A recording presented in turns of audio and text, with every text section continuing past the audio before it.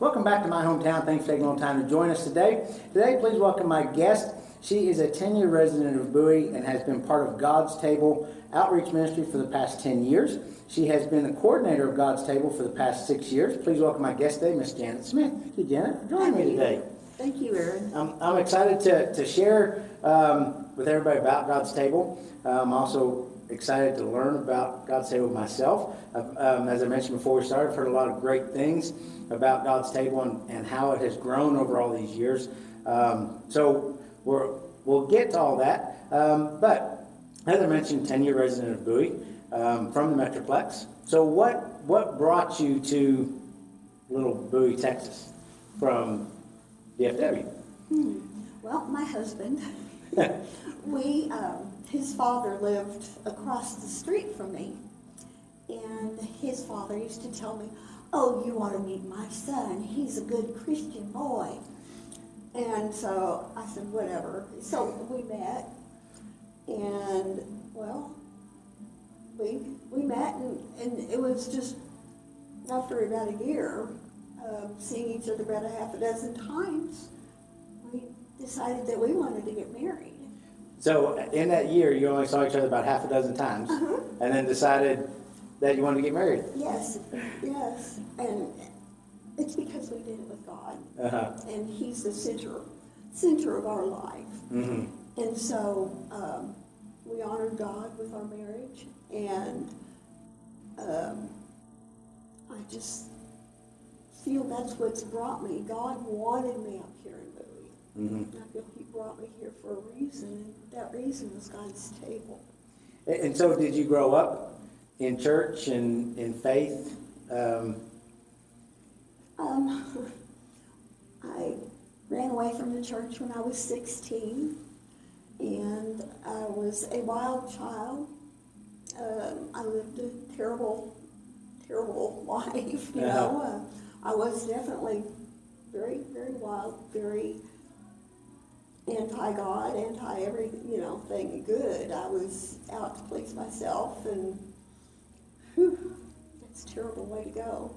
And so if you don't mind, how old were you, and what really turned that around? Well, I knew I needed to get back in church when I was probably in my early 50s. I knew I needed that. But, I was tired of the fast life. Mm-hmm. And so I would pray and on my way to work. And God showed me that He answered prayers, And so whenever Chuck and I decided to get married, that was a condition that we honor God. Mm-hmm. And so you can't honor God without going to church, without connecting with your sisters and brothers in Christ. Mm-hmm. So that's where it started. And so were you and Chuck, before you got married, were you going to church separately? Or was it kind of started once you got married? He was going to church, mm-hmm. and I was not.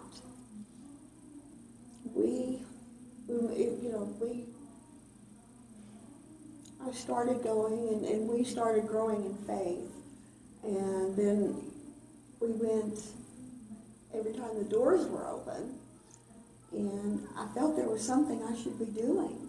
Mm-hmm. I should be doing in church. I wanted to help somehow.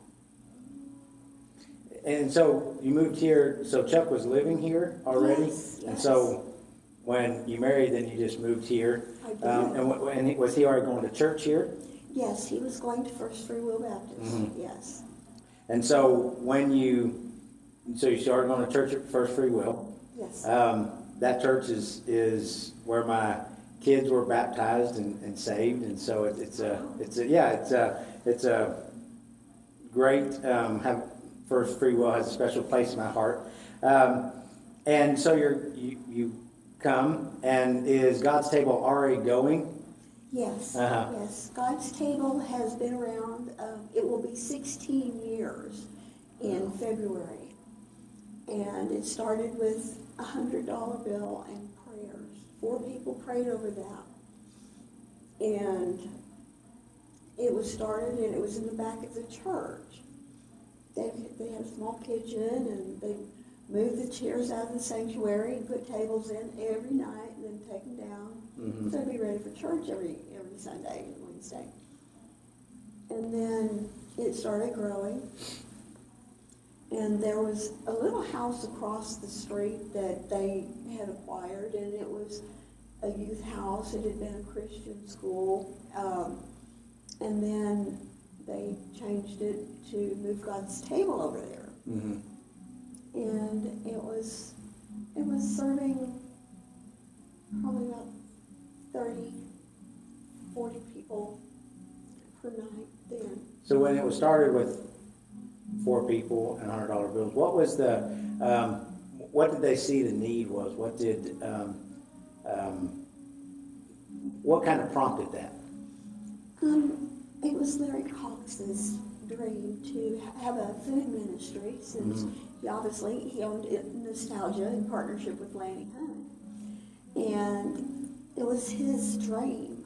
And so when it started, with that money and prayer, it has flourished, because it is something that there was a need for, to feed people who were hungry for just food, hungry for fellowship, hungry for fellowship with the Lord, because it's just, there's such a need in this community, and it's all been word of mouth.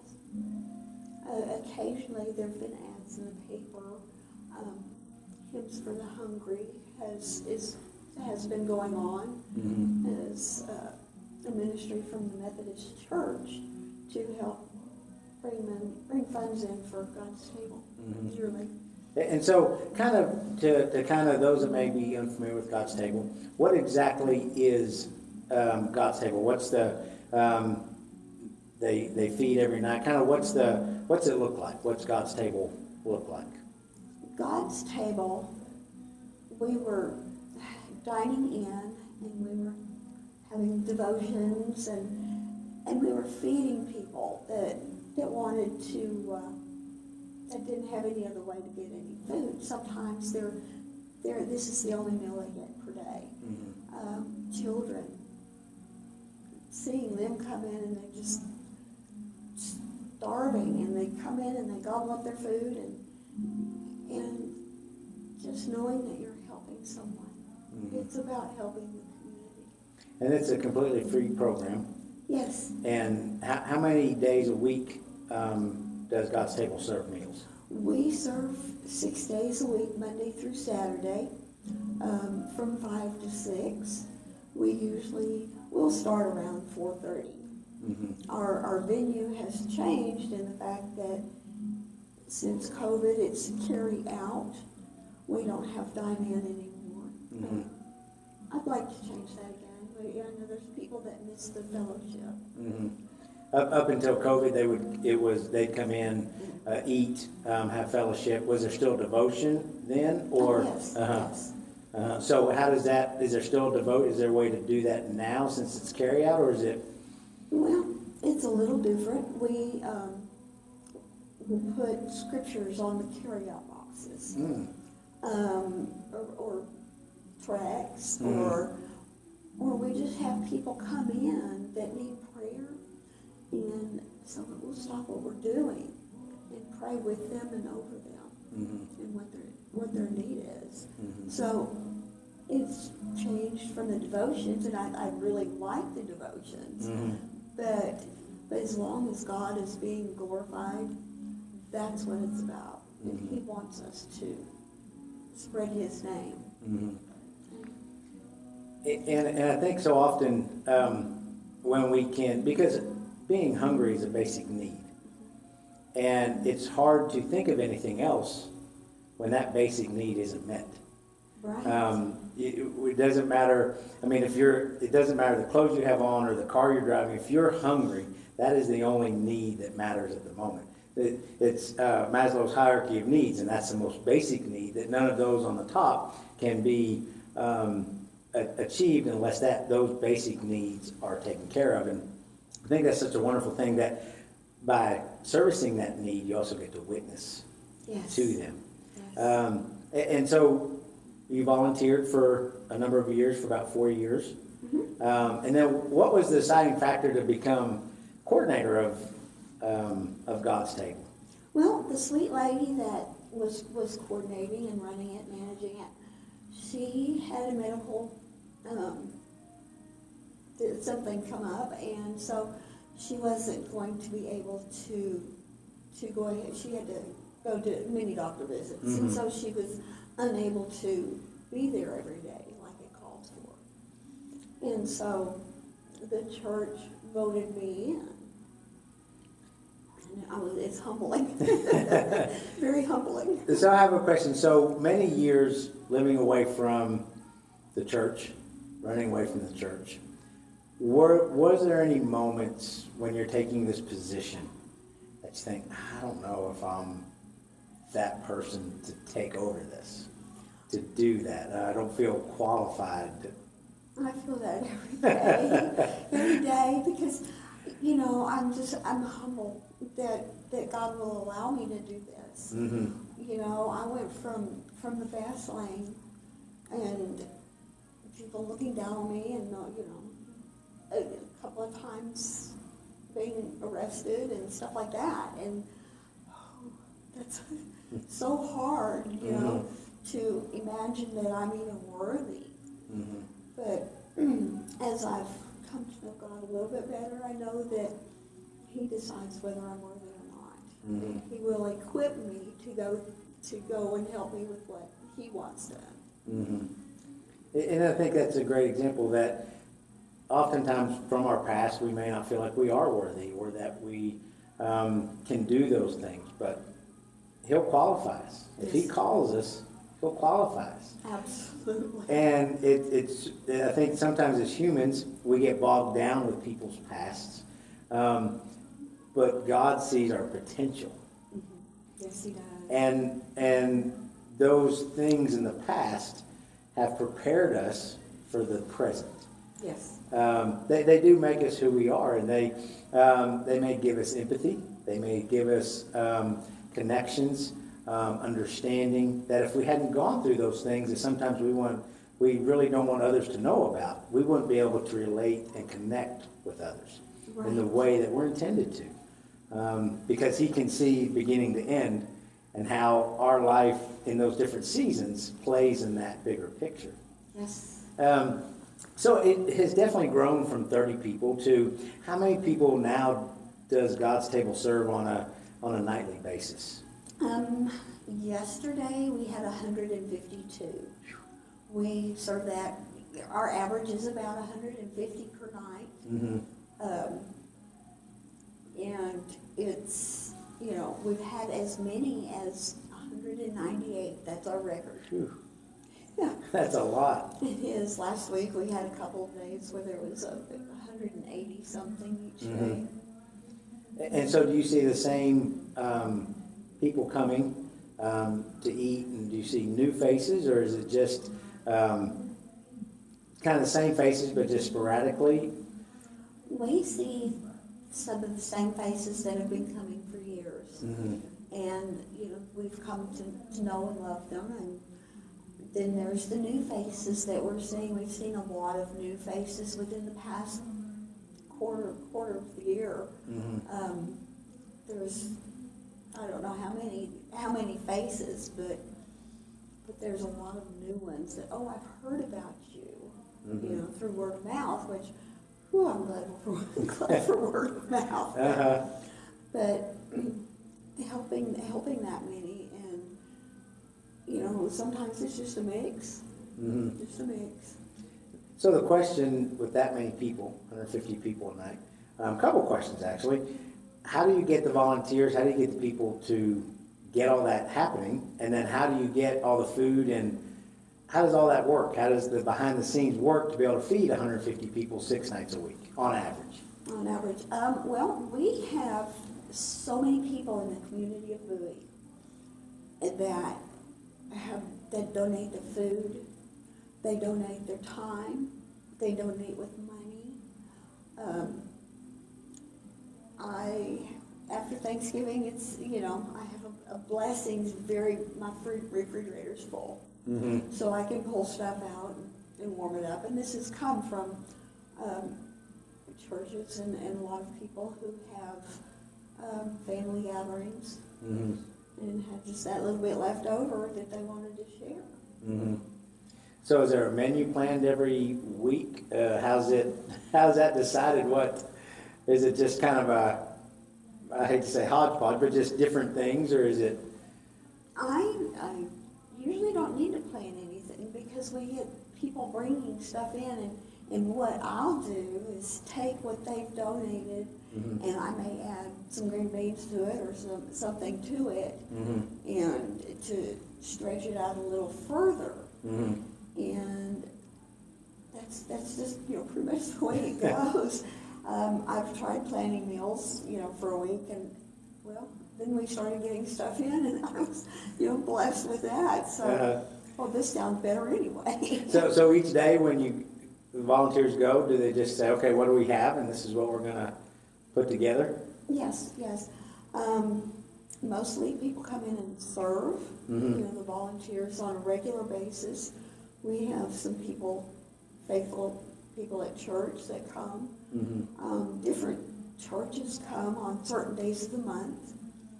We have the National Honor Society at Bowie High School that comes and serves on the Monday. We have healthcare entities that will come and donate their time and serving. Mm-hmm. Some donate their meal, and then we serve. Mm-hmm.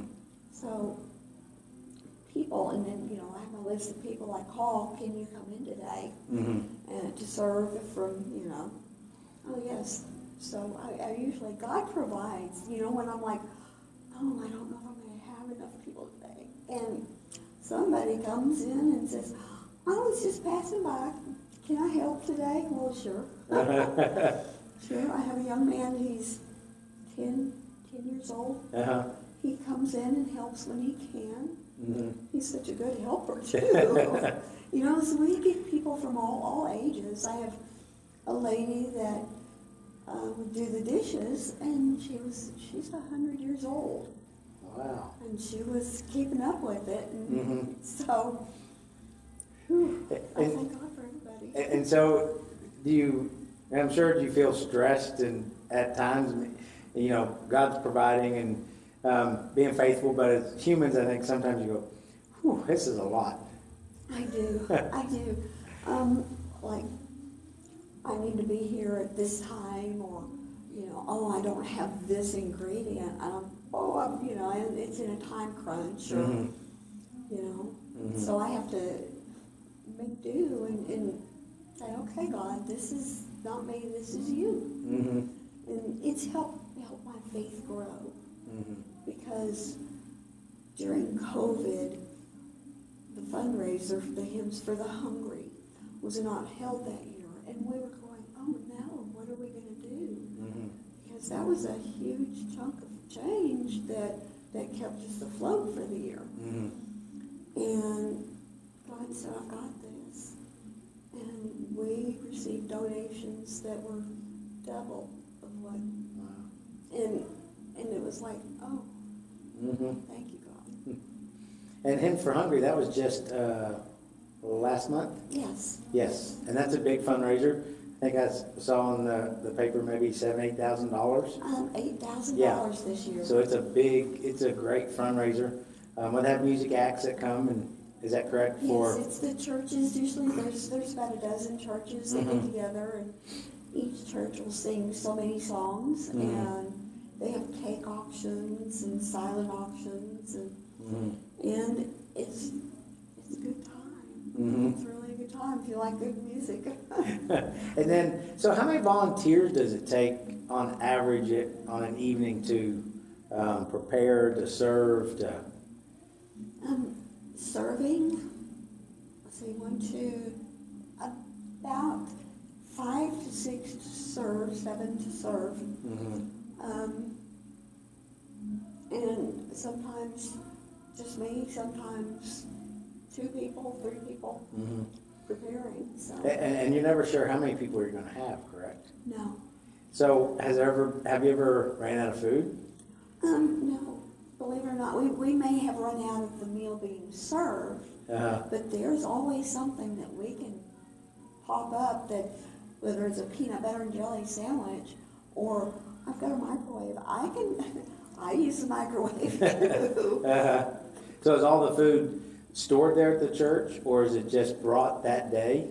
We have freezers that we and shelving, and we've been blessed with Walmart starting to donate some of the produce and pans that I use to prepare the food. So I've got shelving that my dining room is looking more like a storeroom. But it's all blessing. And they just come but they can't eat there. They just take it and go on and then say a prayer with them if they need that. And you have people that will ask for that and that are open and say, I just need some prayer. Yes. You know, back whenever I was doing devotions, I gave my testimony and somebody said, oh, no, that's not you. You weren't really like that. You couldn't have been. I'm like, yes, and being able to relate with people, and they know that it's possible to go from where they're at to some place like God's table where there's love and brotherhood and someone who will listen and has an understanding heart, willing heart to listen. And I think that's so important that we do share those things with people, because they can see then, they can see what's possible. Because I think sometimes as people of faith, we want to hold that in. We don't want anybody to see that. Because we're not always proud of those things. But it's part of our story. It's part of our life. But I think like you said, when we do tell people those things, they can see, oh, well, he or she came from this and is now here. If they can do it, they're no different than I am, so I can do it. Right. And it gives them that hope that, oh, I'm not lost. It's not hopeless. Right. There's nobody that comes through that door that I'm not able to hug. And but for the grace of God, I mean, I've been hungry. I ate ramen noodles 3 times a day. For a week. I had no transportation. I was out in the middle of the country, no way to go. Closest town was 6 miles away, so there was a gas station about 3.5 miles, and I had 86 cents, and I walked up there to get a bag of chips and a soda or something, you know. But I was hungry, and there wasn't anything like that where I was, and so it's an honor, it's a privilege, and it satisfies, the Lord has satisfied my soul with this. He's surrounding me by loving people, and the ones that are kind of like I was. They've come in and they've mellowed. They may not be settled down yet. They may still be, have that wild hair, but they come into God's table, and when they want something's happened, would you please pray for me? Well, sure. I'll give them a hug and circle up. It's just satisfying. And you're right, they come in, they still have that wild hair. They're not quite ready. But I think it just being there, knowing that you're there to love on them, to give them a hug. It's not saying you need to straighten up, you need to do this. You need, it's just being available for them. Right. And I think sometimes that's hard. Because, you know, you can look at that individual and go, I know I've been where you've been, and let me fast track you. And just do it the way I'm telling you, and things will get better much quicker. But people aren't always willing to do that. Oh, no. Oh, no. You know, but we've had people come from God's table across the street to church, and it started with their kids. So they start with their kids, letting them come to church. Mm-hmm. Then mom comes. Then dad comes. And then they join the church. And it's like, oh, Lord, thank you. Mm-hmm. Thank you. But some of them, oh my goodness, they're homeless, and they don't have a place to go, and they come in and they haven't had a shower. You know, they're fragrant. Mm-hmm. So in Bowie, we have homeless people. Yes, yes, a lot more than people realize. Mm-hmm. You know, the couch surfers, which they crash at somebody's house on the couch for a day or two, and then they get kicked out there and move on to the next. Mm-hmm. But and some sleep in the ditches and in the Cougar Mountain, and you know, they wherever they can find it, they can huddle up. Mm-hmm. As you're speaking of that, and you know, many of us probably don't see that side of our community. We talk about, I've had many people on the show over this year, and they talk about how great our community is, how they come together in times of disaster and helping your neighbor. But I think this is a neighbor that we often forget about, that we don't think about, because out of sight, out of mind. Right. We don't see those that are sleeping out in the cold or the rain on Cougar Mountain. Or we think, well, they have a place to stay, but they might, but they are homeless because they're going from place to place. And like you said, until they get kicked out, until they've worn out their welcome, it's time to move on. Right. And I think we're sometimes quicker to help those where other people see us help, instead of those that we can help that no one ever sees. Right. And I would encourage us as a community to help those unseen neighbors, because there are neighbors. They are part of our community, whether they have a home, don't have a home, they couch surf, they're part of our community. They are. And if that means we can help out by donating, which is time or money, I believe that, you know, we can give in so many different ways. So many people say, well, I don't have the money. You have the time. And in my opinion, we give of our time, and that's the most valuable thing we can ever give someone else. It is.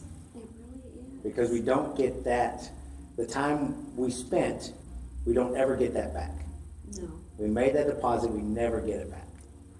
Right. In terms of more time. But we get it back in terms of the investment in others, which you've done over the last 10 years. It's thrilling. A lady invited me to come, and I was coming on Tuesdays and Saturdays and just Tuesdays, and I liked it. I liked it a lot. And it just has evolved for me into my home away from home. Mm-hmm. and you're there 6 days a week? Yes. And so seeing, how is that, how have you felt that being a part of God's table has strengthened your faith and your walk? Well, I've had to rely on Him for, you know, for everything there. But it's seeing somebody that has been down and out, and somebody that doesn't know the Lord, and they make that decision, and it's like, oh, you are here, God, you are, you're pleased with this, things aren't looking bright, there's something amiss, and God comes through with whatever the need is. For the people that come there and for the people who volunteer there. And me, especially me, just watching God work. Because I know it's Him. I just know it's Him. There's no way that it could be anybody but. Because when COVID happened, there was no Hymns for the Hungry. Money showed up. It did. Even more. Yes. When you think how we're gonna provide food, food shows up. Volunteers show up. Everything just happens, and it doesn't happen. It just happens by the grace of God that He. And I believe when you are in that right path, that God that has you in, then He will provide. Oh yes, and whenever you see where He has provided, and I mean, it's just, I'm speechless sometimes. We're like, oh, I know, and I want to share that with the people that come to God's table. They're down and out. There's those that are have mental problems, and they're talking, they're schizophrenic or other things, manic or whatever their diagnosis is. And they come in, and I talk to them and treat them like a person, and they know that God is there, and I can't ask for more. And I think that's powerful that they see the example. You talk to them as another human being, not as somebody that's maybe talking out of their mind or has certain gestures that, but they're being talked to like another human, anybody else that would have a connection with. And I just always think that sometimes we say a lot of words, but our actions don't match our words. Oh, that's true. And just by serving someone else, and I don't know if people always understand the power of serving someone else, the example that gives, to put aside your needs, to be able to help and serve someone else without looking for anything in return, but to be there for them and support them and to help them and just be there if they need you. Right.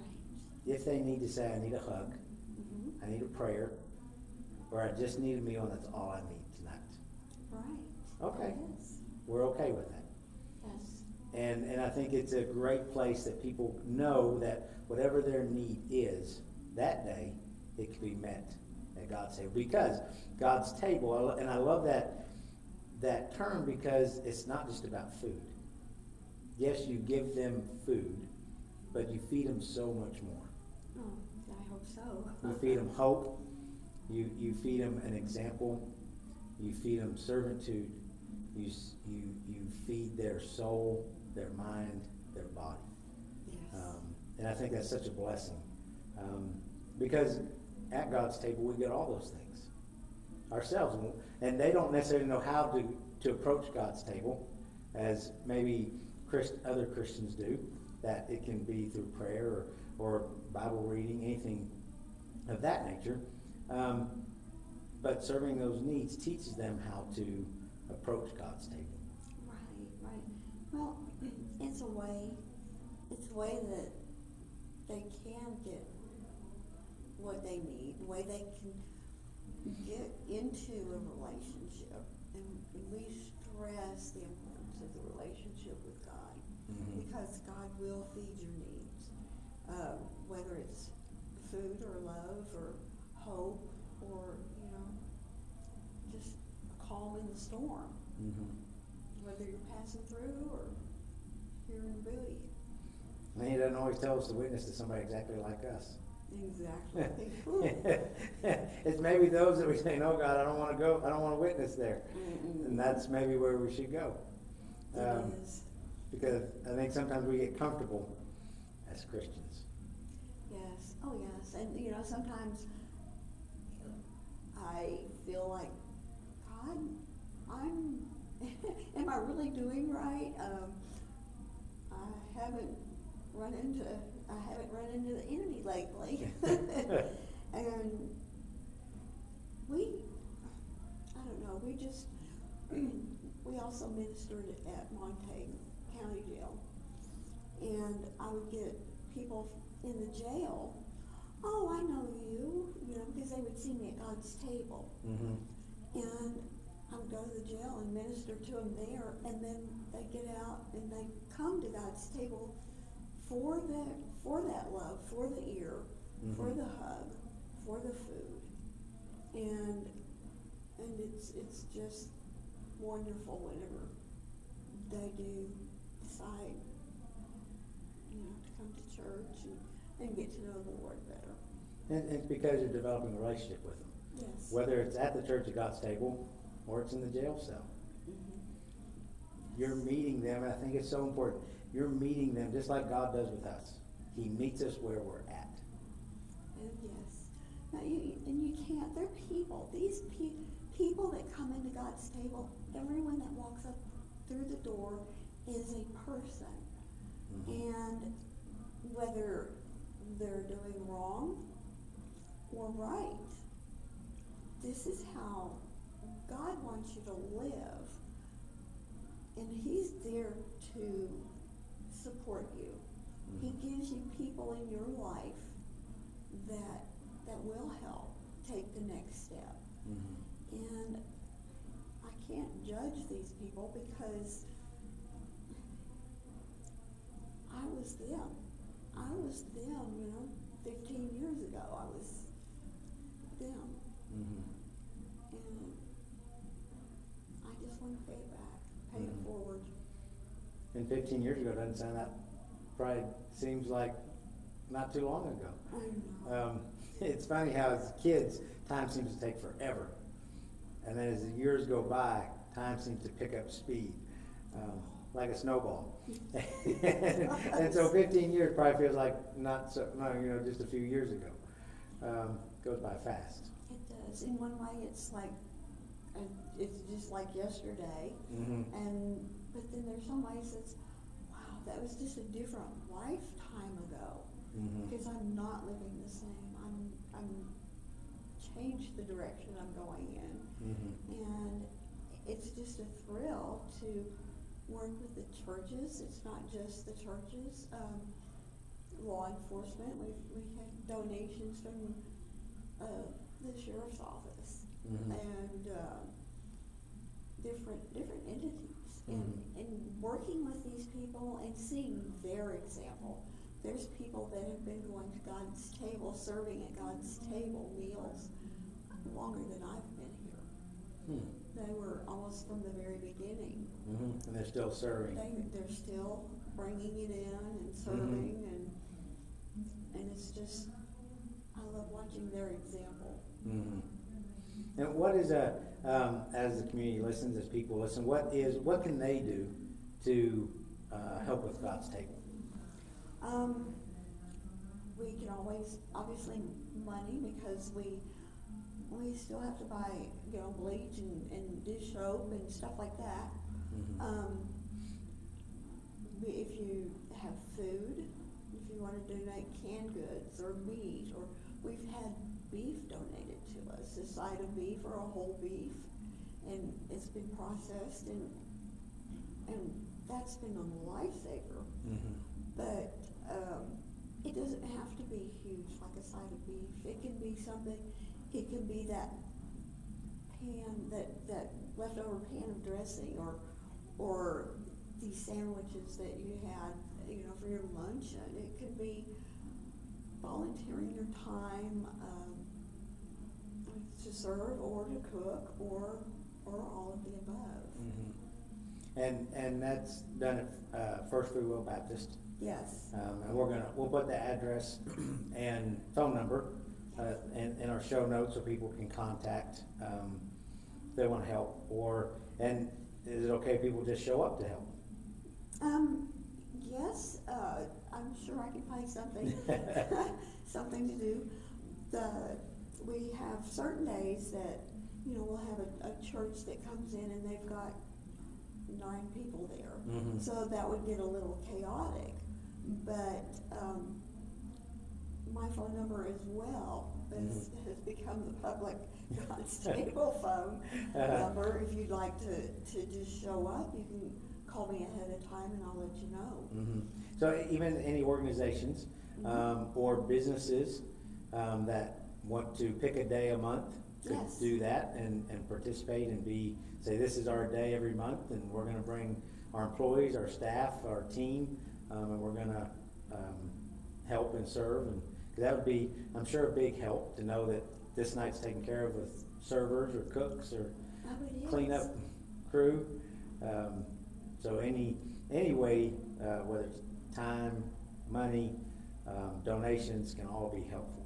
Yes, yes. And can be contacted through First We Will, through the phone number that we put in the show notes, or contacting you directly to see how they can do that. Right. At the church phone, well, there's usually not anybody there all the time to answer the phone, but they leave the message. Mm-hmm. Please leave the message, and we will get back with you as soon as possible. Mm-hmm. If it's at 4 o'clock and I've just got a message, it may be 6, a little after 6 before I can get back. Usually before 3 o'clock and after 6, I'm free to talk a little bit more and go through my calendar And then meals are served between 5 and 6. Yes. And so if you know of anybody that could benefit from coming to God's table and needs a meal, then they can Send them, bring them on. Bring them on. We'd like to bless you. So it's a growing ministry that feeds so much more than just the belly. Yes. Feeds the heart, feeds the soul. Thank you, Janet, for taking on that enormous job. Might even say enormous blessing. And blessing. Absolutely. Because I'm sure it's stressful and there's a lot to think about, a lot to coordinate, but it's also a blessing because of the community, serving those that are in need is a blessing. And I think sometimes we look at it as hard work instead of a blessing. Right. Because you're being blessed just as well of growing in your faith, and it's a working together and it helps both. It feeds you and feeds them. Right. But thank you for stopping by and joining me today. I know you'll be going to feed 150, 160, 170 this evening. I've got 180 hot dogs, so if you come after that, we may have peanut butter. But no matter what, whether you're out of hot dogs, there's always something to eat. Oh, absolutely. I'll find something. We will find something. You won't go away hungry. No. And I would encourage each of us to remember our unseen neighbor. I think that's important. Just because we don't see them at our local grocery store, our local business, they are there. And we see them sometimes walking around town and we go, oh, look at that. And we talk about it. But maybe they need our prayer instead of our words of what's going on. So we can help with time, money, and prayer for our unseen neighbors. Right. So if we're truly a community of caring and sharing, that means everybody that is in our community, all walks of life, all those we see and unseen. Absolutely. Absolutely. So. Yeah, covet prayers, definitely, because without prayers and the direct line, then we wouldn't be where we are now. Prayers of praise and prayers of needing and pleading and just potatoes are the milk and honey of our business there. And it's proof. It's growing. It's feeding more people. That ability, there's more people that need it, but that need is being met every day. God is fulfilling that need. I keep thinking of the bread and the fish. You just, it just keeps feeding the thousands. It doesn't run out, and that's what's happening in God's table. Yes, and sometimes when we have our off days, if I've had potatoes in the oven and they were rock hard at 15 minutes until 5.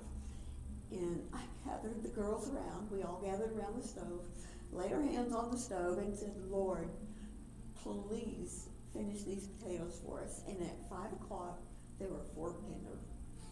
We've done that so many times. And I'm telling you, prayer works. And anybody that knows it cooks, 15 minutes on a raw hard potato is not going to get it fork tender in 15 minutes. So that's God working in the power of prayer and the power of people coming together to pray. Yes. It shows the power of coming together with others in worship and in prayer, and He'll make miracles happen. Yes. Even if it's from a rock hard potato to a fork tender potato. That's right. Miracles don't have to be big. No. They just have to help and feed and help us grow in our faith. So Yes, I love that. absolutely. So thank you, Jan. We'll put all the information in our show notes so everybody can contact you in any way, the church in any way, to help in any way that they're able to. So thank you, Janet, for joining me today and being on the show. And I look forward to seeing each of you around my hometown.